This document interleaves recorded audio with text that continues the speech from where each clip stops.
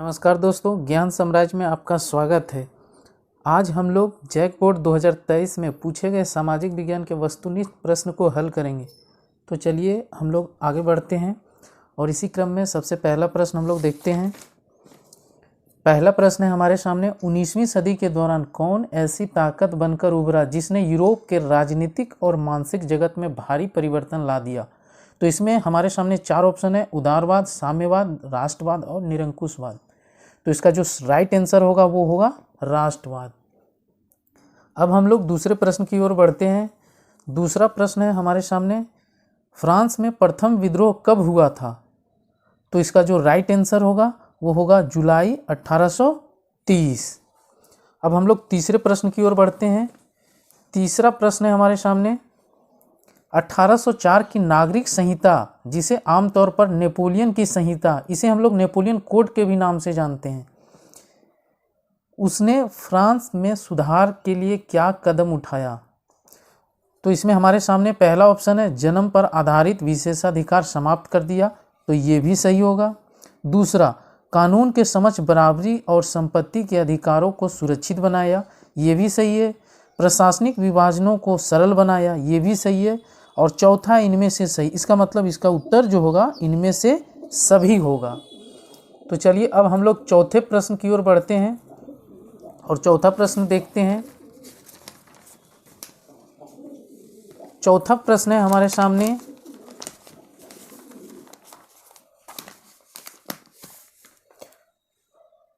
उन्नीस 1917 में गांधी जी ने खेड़ा जिले के किसानों की मदद के लिए सत्याग्रह का आयोजन किया था।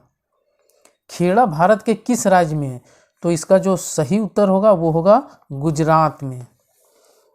अब चलिए पांचवें प्रश्न की ओर हम लोग बढ़ते हैं। पांचवा प्रश्न है हमारे सामने, साइमन कमीशन भारत क्यों आया था।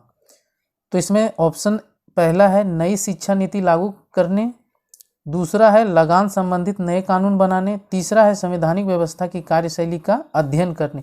तो इसका जो सही उत्तर होगा वो होगा संवैधानिक व्यवस्था की कार्यशैली का अध्ययन करने। साइमन कमीशन को ही हम लोग श्वेत कमीशन के भी नाम से जानते हैं। तो इसका जो राइट आंसर होगा वो होगा संवैधानिक व्यवस्था की कार्यशैली का अध्ययन करने। अब हम लोग छठे प्रश्न की ओर बढ़ते हैं और छठा प्रश्न है हमारे सामने, 1840 के मध्य में आयरलैंड में किसी बीमारी के कारण निम्न में से कौन सा फसल खराब हो गया जिससे लाखों लोग भूखमरी के कारण मौत के मुंह में चले गए। तो इसका जो सही उत्तर होगा वो होगा आलू। आलू के कारण आयरलैंड के लाखों लोग भूखमरी की कगार पे आ चुके थे।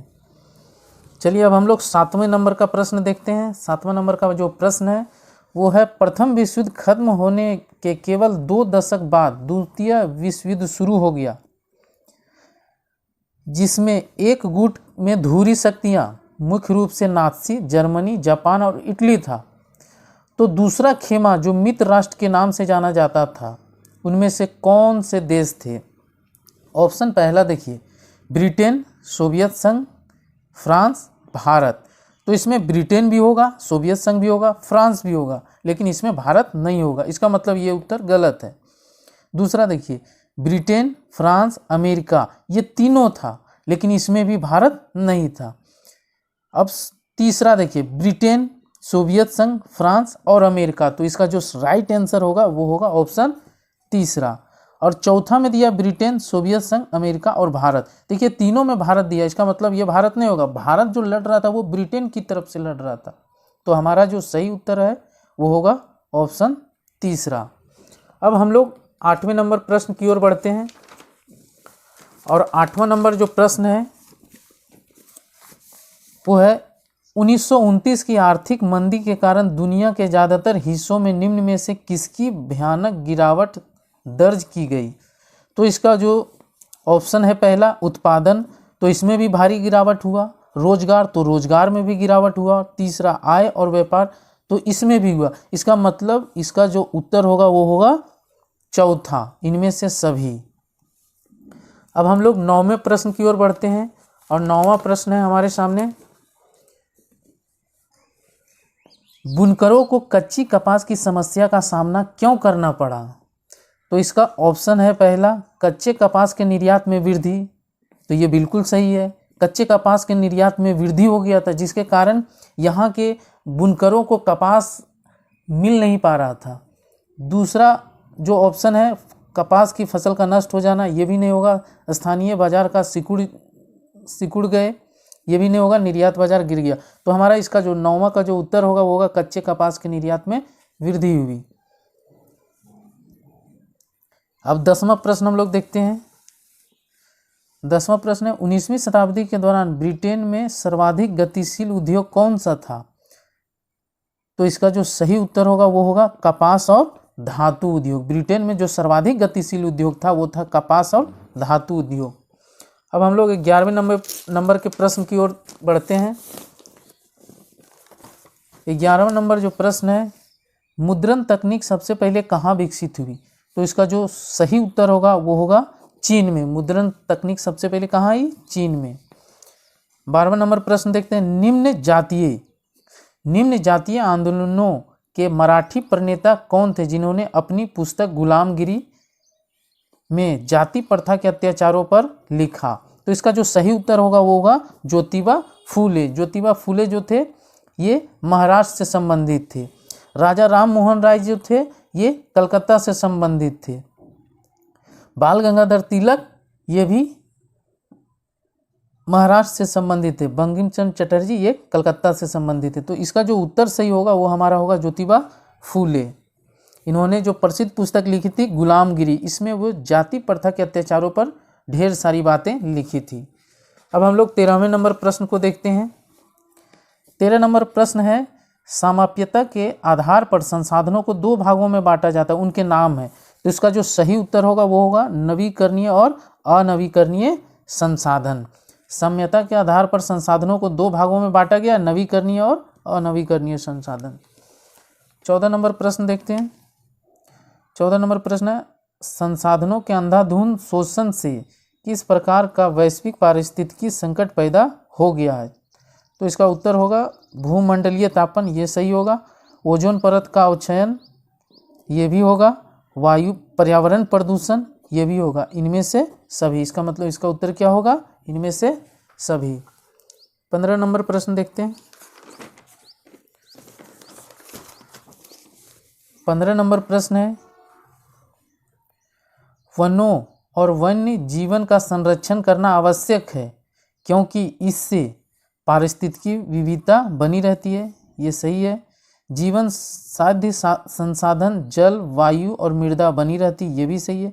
बेहतर जनन के लिए वनस्पति और पशुओं में जीनी विविधता को संरक्षित करती है, ये भी सही होगा। इसका मतलब इसका उत्तर जो होगा वो इनमें से सभी होगा। 16 नंबर प्रश्न देखते हैं। 16 नंबर प्रश्न है, वन और वन्य प्राणियों के संरक्षण के लिए किस प्रकार के वनों को सर्वाधिक मूल्यवान माना जाता है? तो इसका जो सही उत्तर होगा वो होगा आरक्षित वन। सर्वाधिक मूल्यवान किसको माना जाता है? वो आरक्षित वन को। 17 नंबर प्रश्न देखते हैं, प्रचुर मात्रा में जल उपलब्ध होने के बावजूद जल किन कारणों से प्रदूषित और मानव उपयोग के लिए खतरनाक बनते जा रहे हैं? तो इसका पहला ऑप्शन है घरेलू और औद्योगिक अपशिष्टों के मिलने से, ये सही है। रसायनों के अधिक प्रयोग से, ये भी है। कीटनाशकों और कृषि में प्रयुक्त उर्वरकों के प्रयोग से, इनमें से सही। इसका मतलब इसका उत्तर क्या होगा? इनमें से सभी। ये तीनों कारण से ही क्या हो रहा है कि ये जल उपलब्ध होने के बावजूद जल प्रदूषित और मानव उपयोग के लिए खतरनाक बनते जा रहे हैं। अब 18वां नंबर का प्रश्न देखते हैं। 18वां नंबर है, मानसून के आगमन के साथ जो फसलें बोई जाती हैं वे किस फसल के अंतर्गत आती है? तो इसका उत्तर जो होगा वो होगा खरीफ फसल।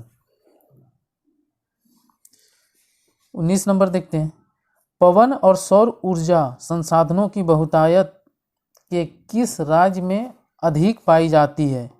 तो इसका जो उत्तर होगा वो होगा राजस्थान।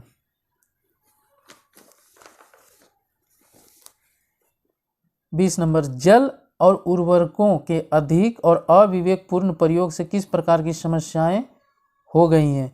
तो इसका जो सही उत्तर होगा वो होगा इनमें से सभी। जल अक्रांता भी होगा, लवणता भी होगा, सूक्ष्म पोषक तत्वों की कमी। इसका मतलब इसका सही जो उत्तर होगा इनमें से सभी। 21 नंबर प्रश्न देखते हैं। औद्योगिक विकास की रीढ़ के रूप में किस खनिज को महत्वपूर्ण माना जाता है? तो इसका जो सही उत्तर होगा वो होगा लौह अयस्क। लौह अयस्क को औद्योगिक विकास की रीढ़ के रूप में जाना जाता है। 22 नंबर का प्रश्न देखते हैं।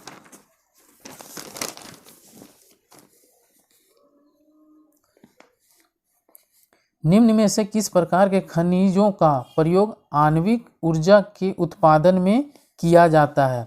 तो आणविक ऊर्जा के उत्पादन में किसका प्रयोग किया जाता है? तो यूरेनियम और थोरियम। नेक्स्ट प्रश्न देखते हैं। वायु प्रदूषण निम्न में से किस पर अपना प्रभाव डालता है? तो मानव स्वास्थ्य पर, बिल्कुल मानव स्वास्थ्य पर यह प्रभाव डालता है। पशुओं पर, पौधों पर, इनमें से सभी, मतलब सभी पर यह प्रभाव डालता है। 24 नंबर प्रश्न देखते हैं। बेल्जियम में अल्पसंख्यक के रूप में किस भाषा के बोलने वाले लोग तुलनात्मक रूप से ज़्यादा समृद्ध और ताकतवर रहे हैं? तो इसका जो सही उत्तर होगा वो होगा फ्रेंच होगा। 25 नंबर प्रश्न देखते हैं। 25 नंबर प्रश्न है, जब 1956 में श्रीलंका में कानून बनाया गया तो उनमें किन किन बातों को जोड़ा गया? तो इसका जो उत्तर होगा सिंहली को एकमात्र राजभाषा के रूप में घोषित किया। सरकारी नौकरियों में सिंहलियों को प्राथमिकता, ये भी किया गया। बौद्ध मत को संरक्षण और बढ़ावा दिया गया, ये भी होगा। इसका मतलब इसका सही जो उत्तर होगा वो होगा इनमें से सभी। अब 26 नंबर का प्रश्न देखते हैं। निम्न में से कौन कार्यपालिका और विधायिका द्वारा बनाए गए कानूनों पर अंकुश रखता है? तो जो कानून कार्यपालिका और विधायिका बनाती है तो उस पर जो नियंत्रण रखता है, अंकुश जो लगाता है, वो कौन लगाता है? तो न्यायपालिका।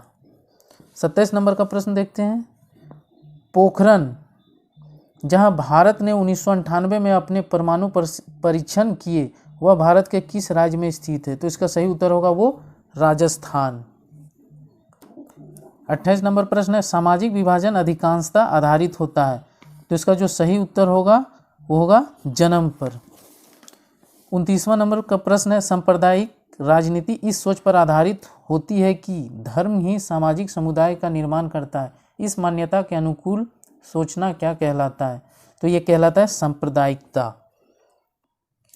30 नंबर का प्रश्न देखते हैं। निम्नलिखित में से किस राज्य में शिशु मृत्यु दर सबसे कम है? तो इसका जो सही उत्तर होगा वो होगा केरल। केरल में सबसे कम शिशु मृत्यु दर है। 31 नंबर का प्रश्न देखते हैं। निम्नलिखित में से किसे औसत आय भी कहा जाता है? तो औसत आय किसे कहा जाता है? प्रति व्यक्ति आय को। 32 नंबर का प्रश्न देखते हैं। सार्वजनिक और निजी क्षेत्र किस आधार पर विभाजित हैं? तो ये किस पर विभाजित हैं? सार्वजनिक और निजी क्षेत्र उद्यमों के स्वामित्व के आधार पर। प्रश्न संख्या 33। कौन सा क्षेत्र भारत में सबसे बड़े रोजगार उत्पादक क्षेत्र के रूप में जाना जाता है? तो इसका जो सही उत्तर होगा वो होगा तृतीय क्षेत्र। 34 नंबर का प्रश्न देखते हैं। निम्न में से कौन महत्वपूर्ण मध्यवर्ती भूमिका प्रदान करके आवश्यकताओं के दोहरे संयोग की जरूरत को खत्म कर देता है? तो इसका जो सही उत्तर होगा वो होगा मुद्रा। 35। सामान्यतः बहुराष्ट्रीय कंपनियां उसी स्थान पर उत्पादन इकाई स्थापित करती है जहां बाजार नज़दीक हो, सही है, कम लागत पर श्रमिक उपलब्ध हो, ये भी सही है, उत्पादन के अन्य कारक उपलब्ध हो, और चौथा इनमें से सभी। इसका मतलब इसका उत्तर जो होगा वो इनमें से सभी। 36 नंबर। विभिन्न देशों के बाजारों को जोड़ने या एकीकरण में निम्न में से कौन सहायक है? बैंक, विदेशी व्यापार, उद्योग, कृषि। तो इसका जो सही उत्तर होगा वो होगा विदेशी व्यापार। 37 नंबर प्रश्न देखते हैं। 1960 के दशक में व्यवस्थित रूप से उपभोक्ता आंदोलन का उदय निम्न में से किन कारणों से हुआ? तो इसका पहला ऑप्शन है अत्यधिक खाद्य की कमी, सही है, खाद्यान्नों की जमाखोरी, ये भी सही है, खाद्य पदार्थों एवं खाद्य तेल में मिलावट, ये भी सही है। इसका मतलब इसका उत्तर जो होगा वो इनमें से सभी होगा। प्रश्न संख्या 38।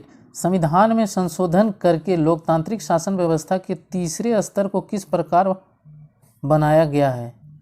पहला ऑप्शन है शक्तिशाली और प्रभावी, दूसरा है शक्तिशाली और अप्रभावी। इसमें अप्रभावी गलत हो गया, इसमें भी है अप्रभावी गलत है, इसमें भी है अप्रभावी, मतलब इसका उत्तर क्या होगा? शक्तिशाली और प्रभावी। 39 प्रश्न देखते हैं। अन्य जाति समूहों से भेदभाव और उन्हें अपने से अलग मानने की धारणा निम्न में से किस व्यवस्था पर आधारित है? तो ये क्या है, कौन सी व्यवस्था है? ये वर्ण व्यवस्था। और लास्ट प्रश्न देखते हैं, प्रश्न संख्या 40। लोकतांत्रिक व्यवस्था में हित समूहों या दबाव समूहों की मुख्य उपयोगिताएं निम्न में से क्या है? सरकार को सजग बनाए रखना, ये सही है। आंदोलन को सफल बनाना, ये भी सही है। राजनीतिक दलों पर प्रभाव डालना, ये भी सही है। और चौथा ऑप्शन है इनमें से सभी। इसका उत्तर क्या होगा? इनमें से सभी। अगर वीडियो पसंद आया हो तो लाइक कीजिए, सब्सक्राइब कीजिए और चैनल को शेयर करें। धन्यवाद।